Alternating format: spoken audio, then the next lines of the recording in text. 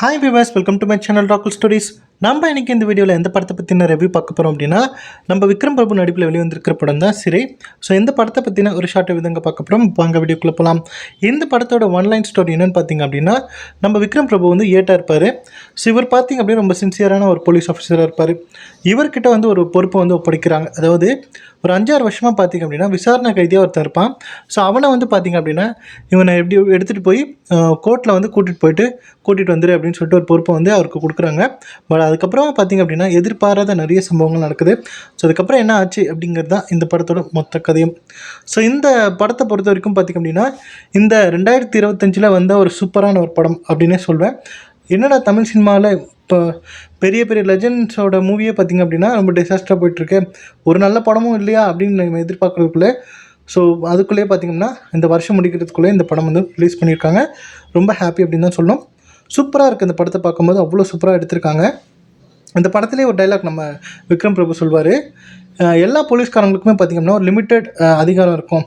So அவங்களுக்கான அதிகாரம் இருக்கும். ஒவ்வொரு போலீஸ்காரங்களுக்கும் ஒவ்வொரு மாதிரியான அதிகாரம் இருக்குது.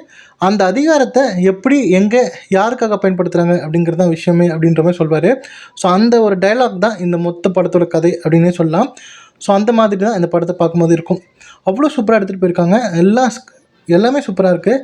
ஸ்க்ரீன் பிளேயாக இருக்கட்டும், ஸ்டோரியாக இருக்கட்டும், ஸ்டோரிஸ் எல்லாமே சூப்பராக இருக்குது.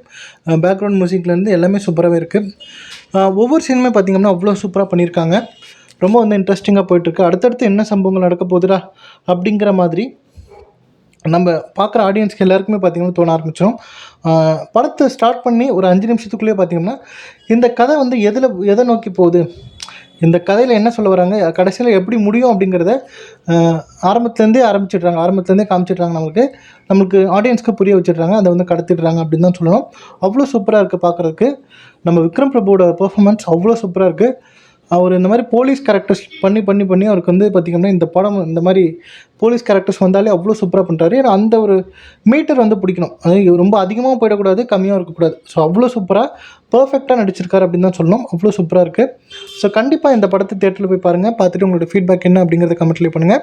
ஸோ இந்த வீடியோ பிடிச்சிருந்தா லைக் பண்ணுங்கள், ஷேர் பண்ணுங்கள். மறக்காமல் என்னுடைய ராக்குல் ஸ்டோரிஸ் அப்படிங்கிற என்னோடய யூடியூப் சேனலை சப்ஸ்கிரைப் பண்ணிவிடுங்க. தேங்க்யூ.